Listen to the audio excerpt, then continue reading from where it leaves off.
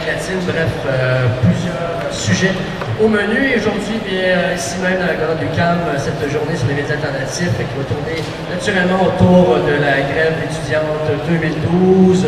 Bon, il y a une question de médias alternatifs, de liberté d'expression, naturellement de brutalité policière. On ne peut passer à côté. Donc, tout au fil de tout au long de la journée, il y aura plusieurs intervenants de médias alternatifs qui vont venir ici prendre la parole, discuter avec nous. Mon nom est David, avec Simon ici à ma droite au bout. On va assurer l'animation pour ce premier segment de la journée sur les médias alternatifs jusqu'à 15h30. Ensuite de ça, il y a des gens de sécurité qui vont prendre le relais. Il y a entre autres un atelier sur les médias alternatifs et sur la diffusion en direct, comment s'y prendre pour faire un reportage digne de ce nom. Et la soirée va se poursuivre après 18h, en fait, à 17 à 18h par l'équipe de l'émission des Avalanche qui sera ici présent pour diffuser en direct. Et à partir de 18h, on se déplace du côté des catacombes, puisqu'il y aura le lancement de l'ouvrage Nous sommes imprenables, publié chez Lux. Et à partir de 20h, on se déplace à la SAT pour une soirée de culture, jamming sur 20h30, voilà, sur les médias alternatifs. Commence avec toi, David? Oui, juste avant ça, peut-être juste rappeler s'il y a des gens, beaucoup de gens qui passent ici, s'il y a des gens qui vont venir prendre la parole, tout le monde est bienvenu pour se faire deux boire, des grains de sel à ajouter.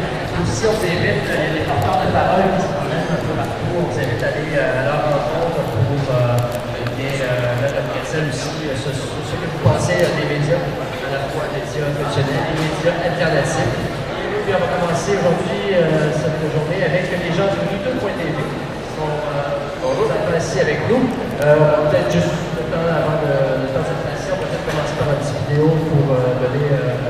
Oui, c'est une vidéo qu'on a tournée quand on est allé à Victoriaville au congrès du Parti libéral à ce moment-là, lors de la grève. FX qui est juste là, moi et Tony. Donc on est allé, c'est Jonathan Levert qui a réalisé la vidéo, donc en collaboration avec YouTube.tv et avec sa boîte de production qui est Nomad Image, je crois. Alors on l'écoute, ça dure à peu près 3 minutes. C'est ça. Parfait, on écoute ça. C'est quoi la grève j'ai installé?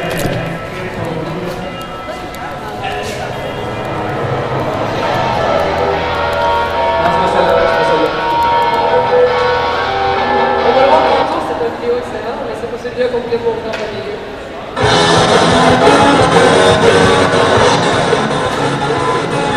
La guerre de YouTube.tv, c'est Tommy Gannett, on est en train de chiller au congrès du Parti libéral. Le chien avec nos plus gros fans, le plus gros beat, le plus gros. Après ça, la job de Félix là-bas. On a Stéphane, on est 17, on est dans la bagarre. Ils s'en viennent de là-bas, puis ils veulent dire de quoi un certain chant. Et puis le plus gros qu'on a vu à date, à part Jésus,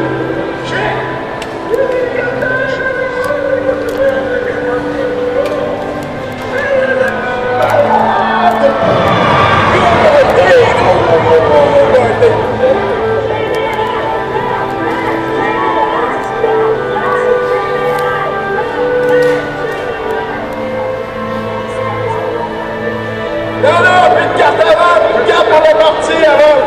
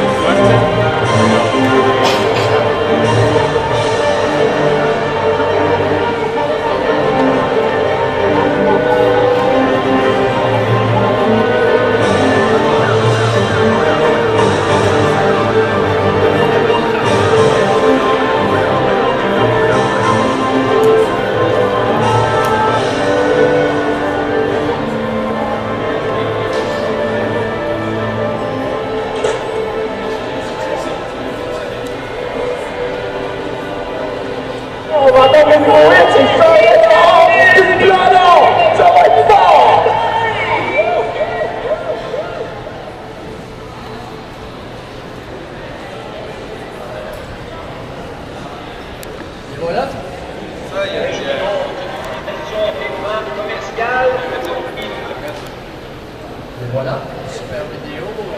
C'est quoi le comédie dramatique? Ça sera pas long. Le son? On a du son. On va tout? Ok, parfait. Donc, on est de retour avec les gens de Beaucoup.tv cette journée sur les médias alternatifs. Ah, voilà, du son, du son.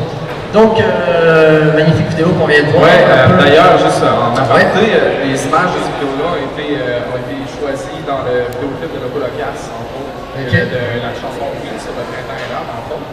Il y a des images de cette vidéo-là qui ont été mises dans le montage de Loco Locasse. On était comme bien contents. Maintenant, Toutou.tv, qu'est-ce que c'est que cette bébête-là? Si on voulait peut-être présenter ça.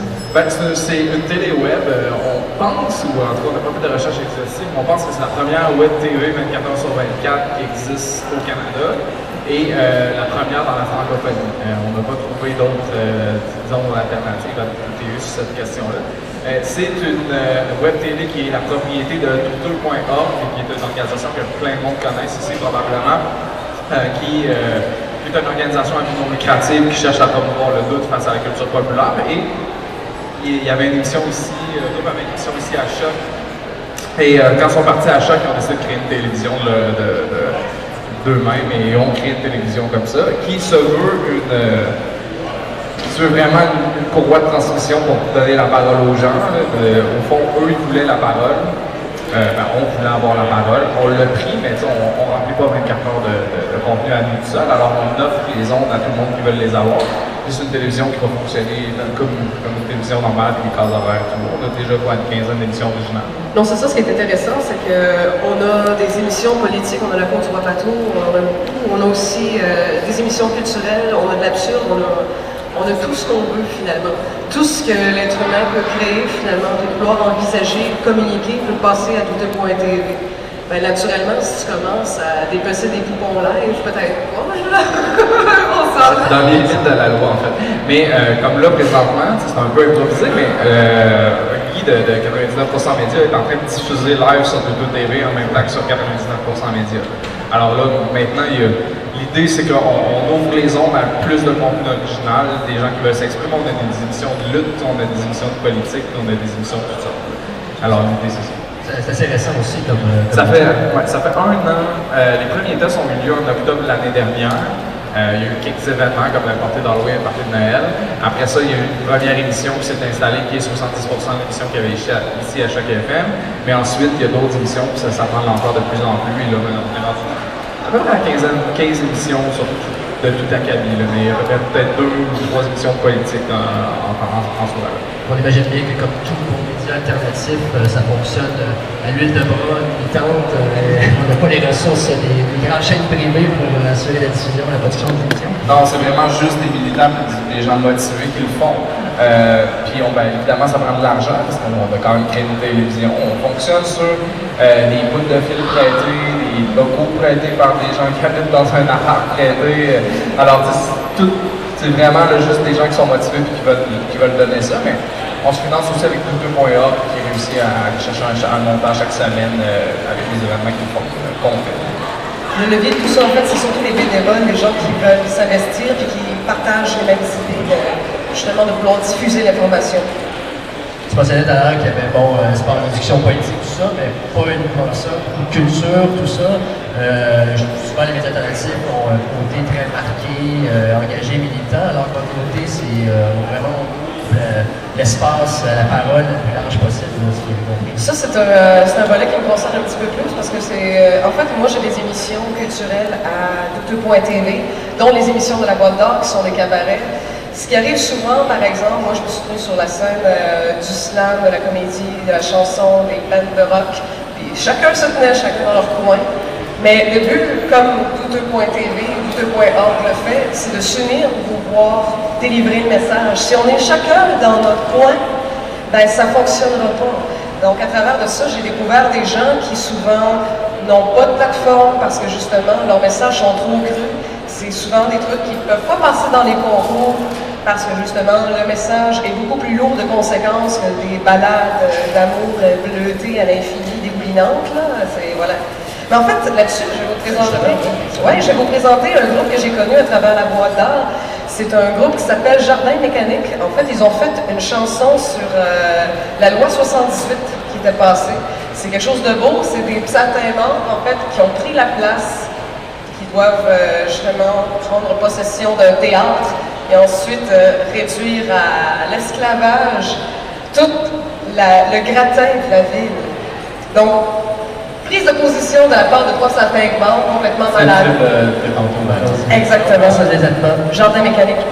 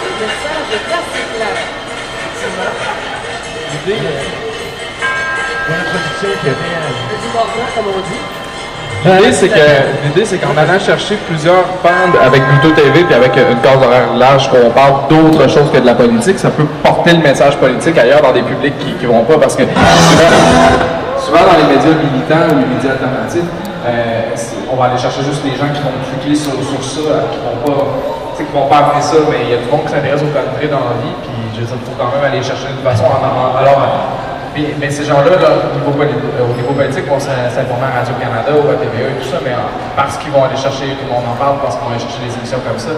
Mais nous, c'est ça qu'on fait, c'est qu'on offre une tribune politique à des gens qui ne l'ont pas, mais en même temps, on offre une tribune artistique, culturelle à des gens qui ne l'ont pas non plus. Puis ça crée une espèce de réseau d'espace où les gens peuvent passer de l'un à l'autre, tout ça, et s'informer d'un niveau politique en les appartenant avec autre chose. Au fond, Pluto TV, je trouve qu'on est plus dans le processus que dans le résultat. Dans la mesure où on s'intéresse plus à la manière dont on apporte les choses aux autres, puis à rendre possible que les gens donnent des résultats. Et nous, le résultat en tant que tel, on est moins intéressé dans ça. Par l'intérêt, justement, dans le cadre de ton côté, justement, avec les concours à bateau, bel exemple d'émission où on met sur la place publique l'idée du débat politique. Oui, Oui, en effet, c'est ça. La Contre-Pato, c'est une espèce de, je me plais à dire ça drôlement, c'est une espèce de 110% politique où on invite des gens qui veulent un peu s'astiner sur des questions politiques. Et l'idée, c'est pas un des militants non plus, la Contre-Pato, c'est une question politique, mais pas militant. Ce serait bien difficile de voir quelle tendance on pourrait avoir. C'est sûr que, bon, ça dépend toujours des invités, tout ça, et je suis nationaliste, je me suis fait qualifier de nationaliste souvent. Pour que l'émission était nationaliste, mais non, on a invité des libertariens, on a invité des anarchistes. La question n'est pas tellement de porter le résultat, l'idée c'est de laisser parler et de faire des débats. On a eu des débats qui ont quand même un certain intérêt, juste dans la mesure parce que ça a eu lieu. Par exemple, le débat Éric Duhem contre Marc-André Cyr, qu'on ne trouvera jamais nulle part, un débat d'1 heure entre anarchistes et libertarianistes. Juste les libertariens plutôt. Ça arrive jamais nulle part. C'est 1 heure de temps qu'on a Éric Duhem à défendre son idéologie. Alors, c'est ça qu'on essaie de porter. Je veux dire, on n'a pas besoin de faire de pub, on a besoin de. Alors, c'est rendre possible. Il n'est pas justement combler un manque dans l'espace public, le centre des débat qui a un peu été évacué. Des chaînes privées, des chaînes publiques, il semble qu'on a de moins en moins de débats politiques. On a beaucoup de gens qui parlent un après l'autre. Voilà. C'est comme à le Club des Ex, par exemple, chacun a son temps de parole, ou comme j'aime beaucoup prendre Bazo.tv en exemple, c'est une émission que j'adore beaucoup, mais chacun parle en tour de rôle. C'est vrai qu'ils disent des choses qui sont contradictoires l'un avec l'autre, ou qu'ils s'engueulent très poliment, en fait, c'est qu'ils disent « t'as pas raison » sans dire ça vraiment. Mais à mon émission, c'est vraiment l'idée, c'est que tout le monde parle un peu en même temps. C'est une autre façon de faire du débat, parce que là, il y a d'autres skills que l'intelligence ou le propos qui rentrent en ligne de compte, parce qu'il faut avoir des skills de parler plus fort, de parler à la bonne place, tout ça. Mais si on remarque, je veux dire, il y a des gens qui performent, Éric Duhem, qu'on connaît tous, il performe entre autres parce qu'il est un bon orateur qui est capable de débattre et de placer les mots à bonne place. Ça, il faut que ça s'apprenne quelque part. Mais c'est pas à Bazo.tv qu'on va apprendre à faire ça. Puis la gauche, ça retrouve souvent ça, des gens qui parlent autour de l'autre. Alors là, c'est de prendre sa place. On en parle beaucoup de la Contre-Pato, si on allait peut-être voir un extrait justement de cette émission-là. C'est un extrait, c'est une émission qu'on a fait sur les médias alternatifs, c'est-à-dire c'est le sujet de ce soir. On avait réuni Patrick Bourgeois, Claudine Simon, Patrick Bourgeois des éditions du Québécois, Claudine Simon des Affaires citoyennes qui sera là tout à l'heure. Qui y avait d'autres? Il y avait Luc Lefebvre qui lance République Média. Et il y avait Jean-Philippe Descartes-Mathieu qui est animateur des Fils de la Liberté, qui est un podcast qui existe depuis il y a comme 3-4 ans, qui est sur nos ondes maintenant. Alors on peut aller le voir. Tu peux le mettre à n'importe quel moment. C'est un exemple, ça dure 1 heure, fait qu'on peut le mettre à n'importe quel moment. Je tiens à dire que ça va introduire aussi notre prochain sujet. Ça va introduire notre prochain sujet de discussion qui sera justement table ronde autour des médias alternatifs. Qu'est-ce que c'est, à quoi ça sert, tout ça. Donc on va accueillir. On invite tout le monde à s'approcher de nous aussi, on n'est pas méchants. Vous pouvez vous asseoir et écouter ce qu'on a à dire, ou parler, ou intervenir. Il y a des gens de la place citoyen, il y a des experts de Médiapois aussi qui vont venir nous rejoindre. Donc allons-y avec la vidéo, puis on va les laisser prendre la place. C'est drôle, rejoindre tout de suite, ça va peut-être inciter d'autres gens là, à quitter le béton et à rejoindre les tripes. Là. Allez, on y va. Douteux.tv.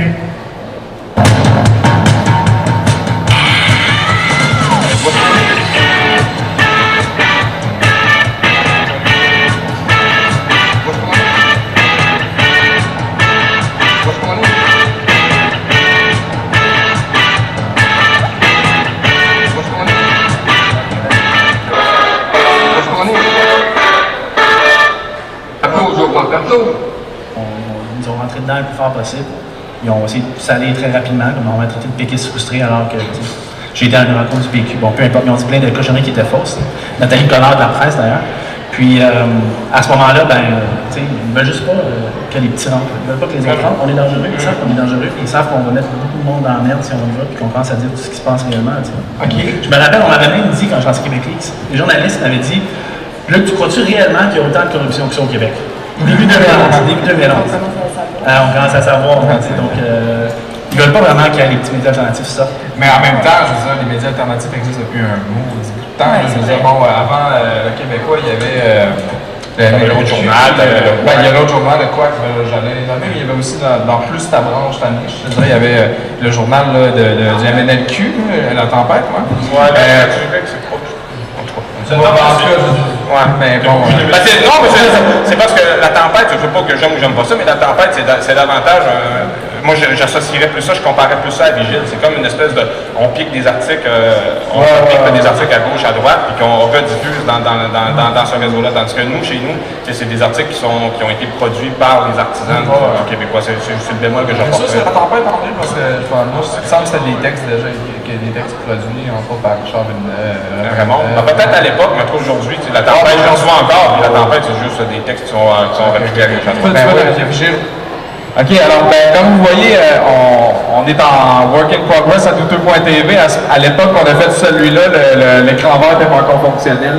On avait besoin d'un ordinateur plus puissant et tout ça. Alors maintenant, l'écran, on est capable de projeter n'importe quoi derrière. C'est pas ce que ça donne, le résultat que ça donne. Mais c'est ça, l'idée, c'est qu'on a été 1 heure à 4-5 personnes à discuter de médias alternatifs.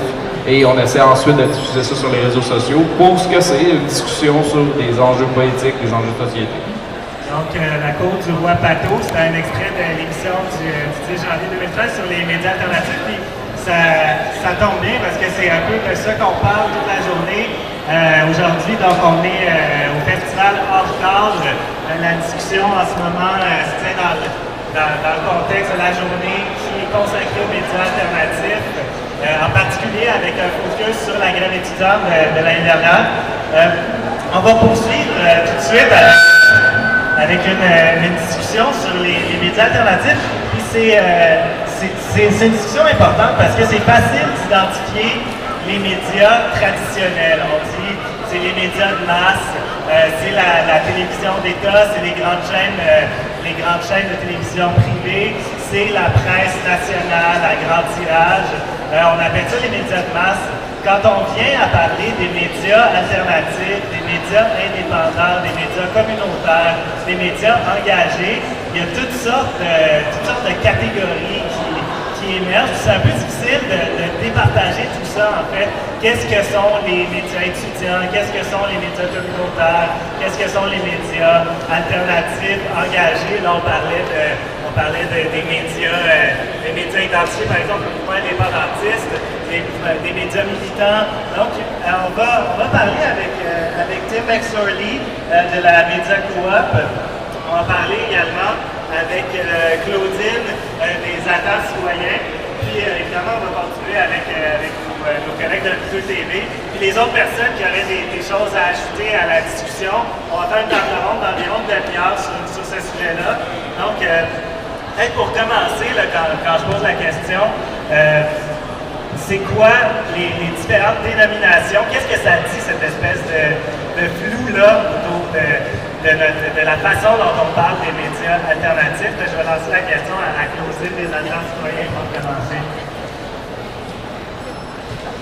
N'hésitez pas à venir me joindre à nous. J'en vois assis sur le béton, les traits du mal confortable.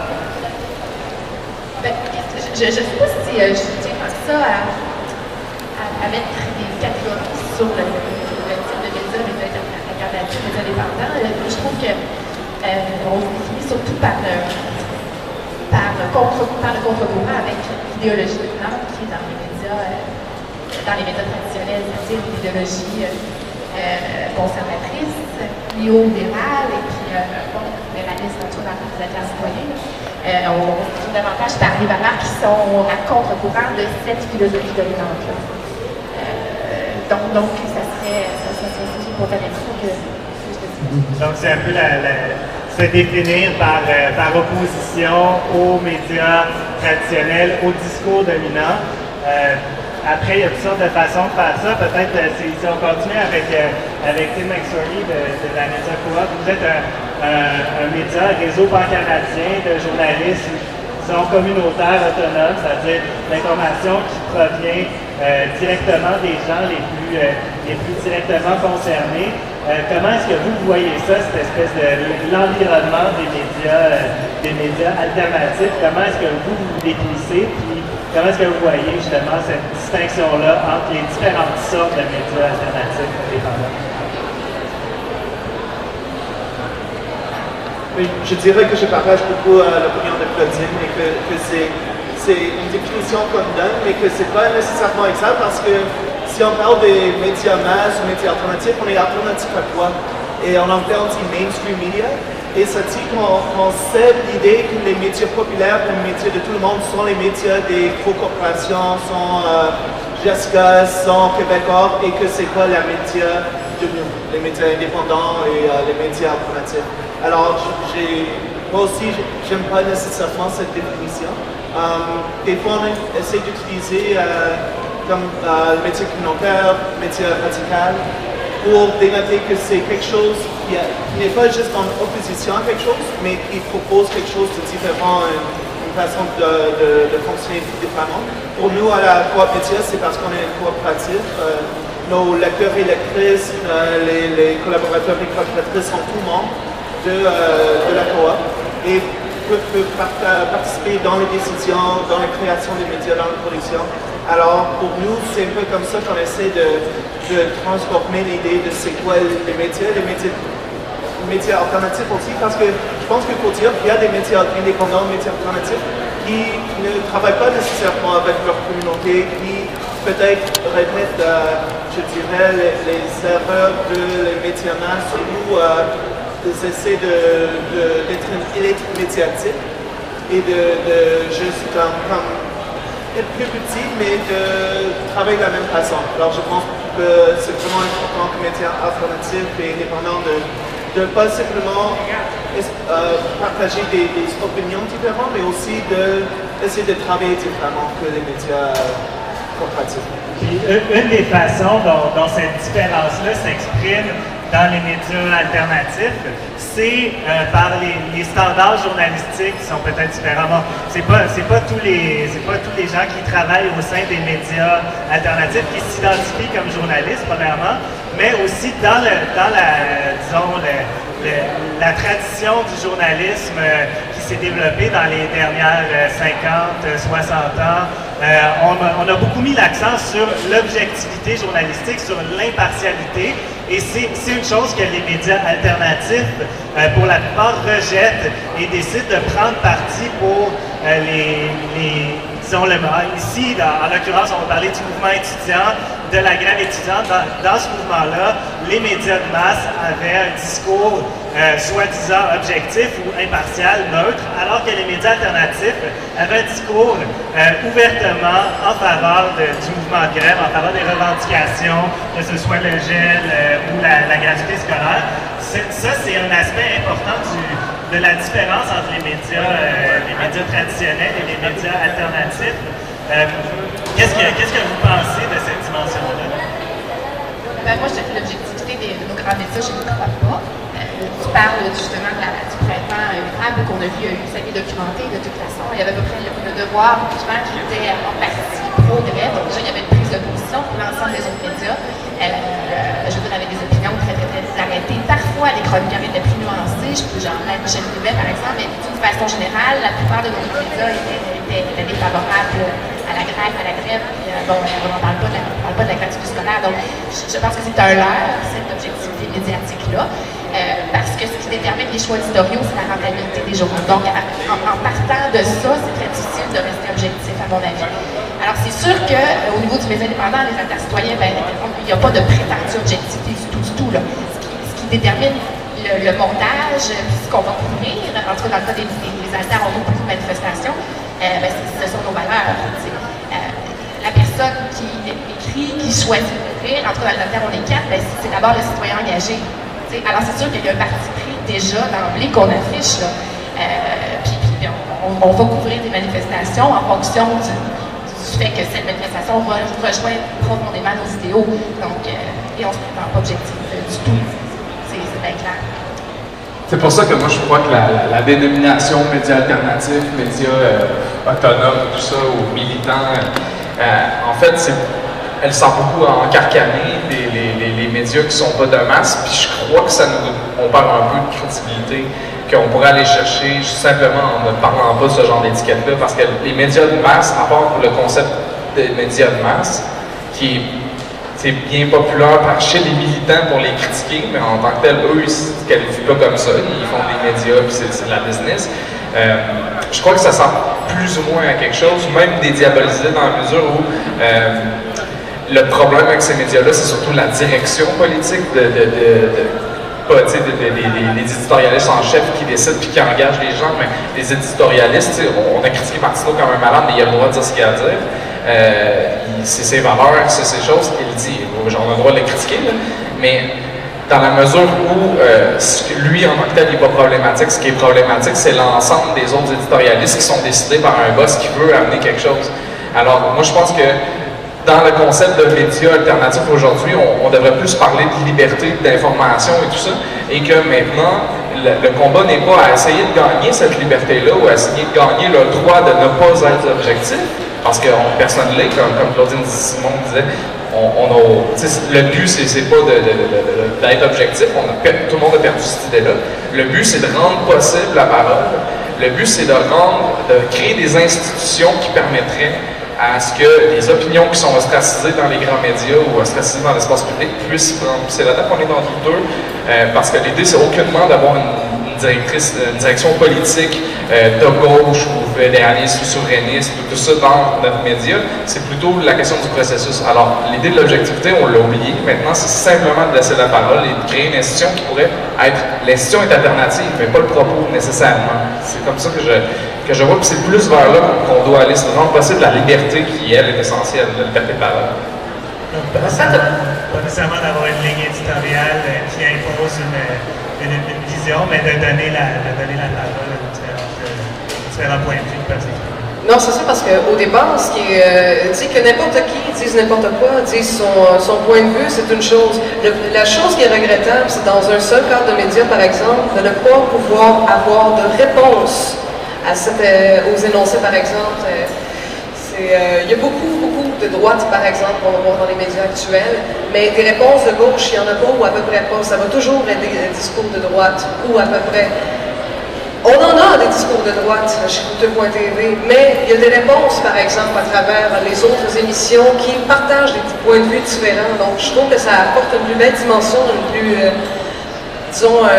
plus belle image du tableau d'ensemble plutôt que de focusser sur un seul point de vue, je dirais. Donc, c'est comme une question d'équilibre dans la programmation.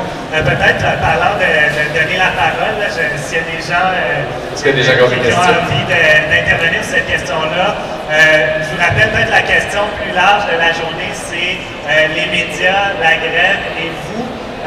Là, on parle avec des gens qui sont dans les médias indépendants, les médias alternatifs. Est-ce que vous avez des choses que vous aimeriez partager avec eux ou est-ce que vous avez des réflexions par rapport aux médias de masse, à la couverture qu'il y a eu de la grève? Peut-être qu'il y a quelqu'un parmi vous qui a envie de prendre la parole. Ce serait l'occasion maintenant.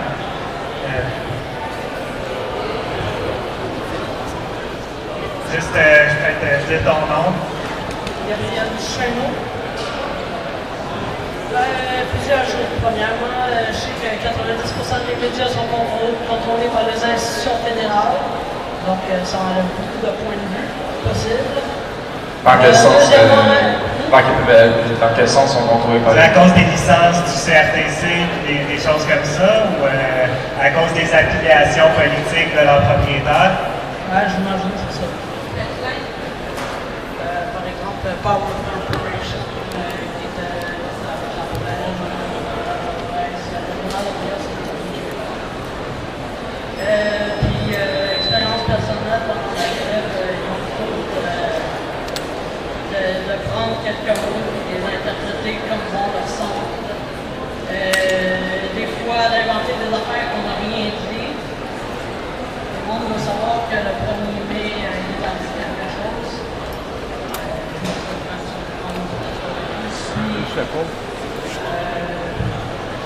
Première expérience, entrevue avec toi, l'enfant. J'explique c'est quoi mon diagnostic. Puis je me suis trompé, c'est un peu moins fait que ce que j'avais pensé. Il raccroche à la fin de son émission, il dit à la radio, le public, finalement, c'était pas si pire que ça. Deuxième chose, manifestation de solidarité le 7 mai, on me demande TVA, est-ce qu'il y a des complications qui peuvent arriver?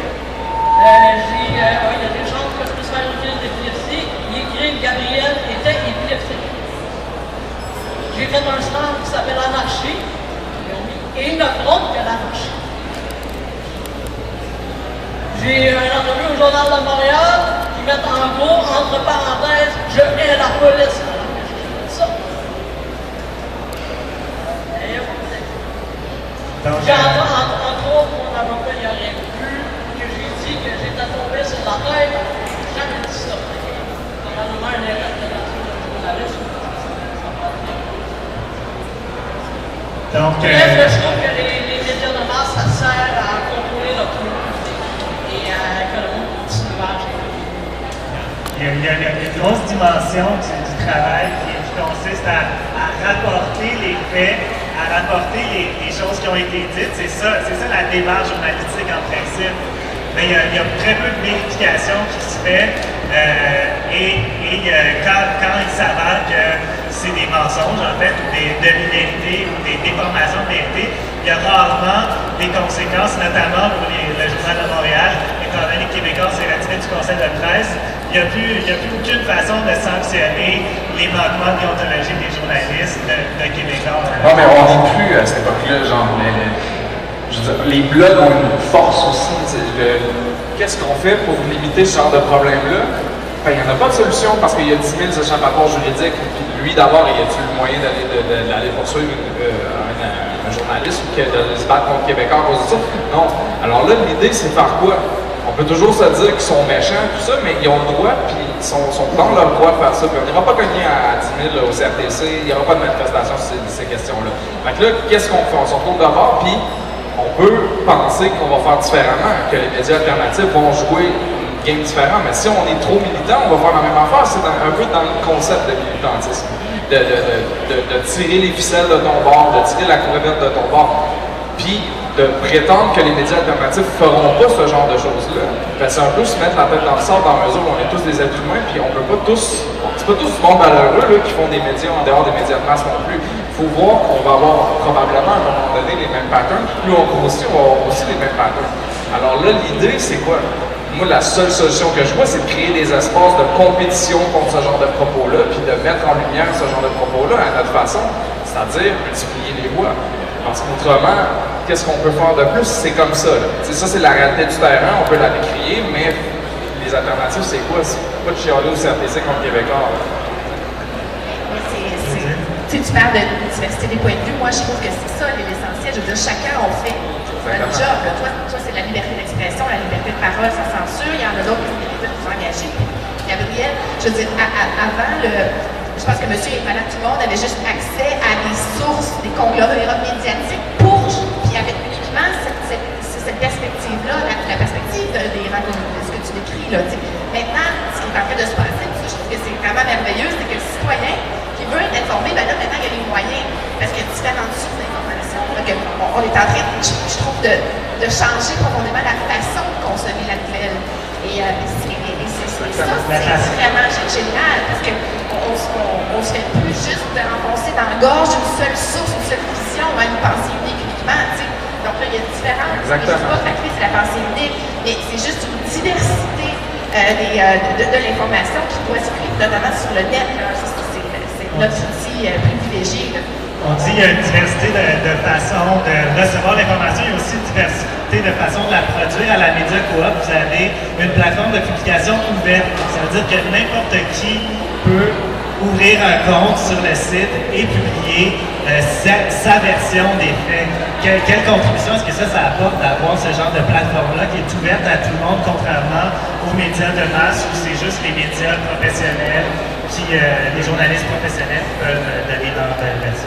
Je pense que ça rentre dans la ligne l'idée de juste multiplier les voix parce que je pense que tout le monde puisse ouvrir un blog, mais aussi je pense une pouvoir de travailler ensemble pour avoir des plateformes où il y a multiples voix, mais qu'on travaille ensemble pour le pouvoir. Alors l'idée de l'accord média, c'est pas juste que tout le monde a leur propre blog, mais qu'on essaie d'avoir des places où on puisse parler ensemble et partager les opinions et que personne n'est exclu. Alors c'est un peu ça l'idée. C'est intéressant, ça apporte des complications aussi parce que même si on veut multiplier les opinions, il faut aussi vérifier qu'on ne veut pas partager les mensonges, on veut essayer de vérifier les faits et ça devient des débats de quelle manière il faut vérifier ce que les gens écrivent.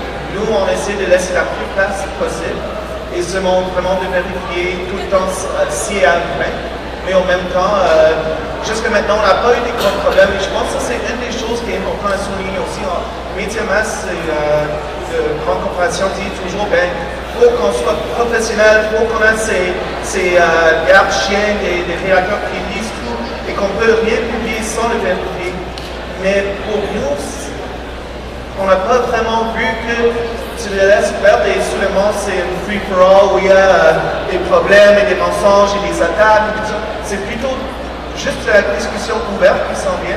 Et des fois, comme sur l'Internet partout, il y a des fois que les débats se débordent un peu, il faut en parler. Mais en même temps, c'est pas... je pense qu'il y a beaucoup de peur et d'essayer de effrayer des gens que si on ouvre les médias à tout le monde, que ça va seulement devenir quelque chose dans lequel on ne peut pas mettre de confiance. Et pendant les dernières 5 années, on n'a pas vu ce problème.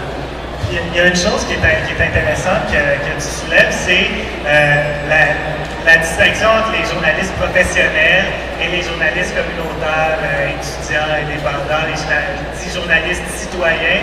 Il y a tout un débat qui est vraiment très actif en ce moment dans la communauté journalistique, à savoir comment est-ce qu'on fait pour arbitrer, si on veut, entre les journalistes professionnels et les journalistes non professionnels.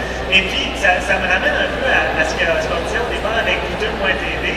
Les médias alternatifs, une de leurs caractéristiques principales, c'est que c'est des bénévoles. C'est des gens qui ne sont pas payés pour faire ce travail-là, qu'ils font par simple bonne volonté, par souci de sortir de l'information, d'amener des voix différentes. Donc ça c'est une des caractéristiques principales des médias alternatifs. Comment est-ce que ça s'exprime, disons, pour vous à Douteux.tv, cette idée-là de dire, nous, les gens à qui on donne la parole, on ne les paye pas pour le faire. On leur donne la tribune, puis ils l'utilisent comme bon leur semble. Moi, j'ai pour dire que ça vient d'autant plus du cœur parce qu'à partir du moment où il n'y a pas de rentabilité, sinon de prendre la parole, tu as tout gagné parce que pour organiser, par exemple, une émission en Douteux.tv, ça prend quand même d'investissement, c'est-à-dire qu'il faut que tu mettes en place ton émission, il faut que tu déplaces ton équipe technique, il faut que tu sois là toutes les semaines et tout. S'il n'y a pas d'argent qui vient en ligne de compte, c'est que forcément ça vient du cœur, il y a quelque chose qui se partage. Puis tantôt, on parlait des médias en disant qu'un journaliste qui va être dans les médias de masse, par exemple, va être considéré comme quelqu'un qui va avoir la réponse absolue. J'ai pour mon dire que la marde a toutes les couleurs du monde. Donc, à partir de là, c'est pas parce que tu as un petit truc qui dit que tu es une carte de presse que tu es plus intelligent que celui qui est en avant de son écran devant l'écran vert. Moi, c'est hors de question, je ne gobe pas du tout. Puis c'est à partir de là, c'est d'être critique. On dit que d'emblée que les médias alternatifs sont des broches à foin qui n'ont rien à dire, je suis pas d'accord. Puis de dire que justement les grands médias ont la vérité absolue, non plus. Il faut savoir être critique. Peu importe à quoi on a affaire, il faut savoir se questionner. C'est ça la question de base. D'autres réactions sur cette question-là, les ressources. Ça prend des ressources pour produire de l'information, ça prend du temps, ça prend des équipements. Comment est-ce qu'on fait pour faire ça quand on n'a pas l'argent, quand on n'a pas... Ça change la perspective, en fait. C'est quoi disons, l'objectif, comme pas l'objectif, mais comme l'incitatif à travailler pour les médias alternatifs qui font ça bénévolement? Moi, je pense que le premier incitatif, c'est que tu n'as pas de parole ailleurs. Parce que c'est... je sais pas comment dire. Tu veux parler, puis c'est pour ça qu'on va rassembler, nous, on n'est pas une télé militante, mais c'est juste les militants qu'on a, du moins du point de vue politique. Pourquoi? Parce que c'est eux qui veulent prendre la parole. Des gens comme Vincent Marissal ou tout ça, eux, ils n'auront pas fait de militantisme parce qu'ils sont considérés comme étant plus hauts que tout le monde, puis ils veulent se mettre au-dessus de la mêlée. Puis moi, je ne l'aurai jamais à mon émission parce que sont un type de personnes comme ça. Ce que j'ai, c'est des militants, des militants qui veulent parler. Puis le premier objectif, c'est de se mettre en scène, de prendre la parole qu'il n'y a pas ailleurs. Alors, mais ça, là, on parle de contenu. Mais là, on parle, si tu veux parler du financement, ça, c'est aussi difficile. Les gens qui ont travaille tous, là, on a tous le temps, on a tous pas le temps de gérer des médias alternatifs à tour de bras. Fait que l'idée, c'est vraiment plutôt, moi je pense que la solution à ça, c'est de travailler sur des structures dans lesquelles les militants ou les peuvent prendre la parole. Puis c'est ce qu'on fait à Douto TV, c'est qu'on travaille sur une structure. Comme Marianne disait, si tu fais une émission à Douto TV, tu déplaces un technicien, ouais, t'as pas besoin de créer ta console, par exemple. Puis t'as pas besoin de prendre ton local, puis t'as pas besoin parce que nous, on l'a, t'as pas besoin d'avoir un site internet parce qu'on l'a.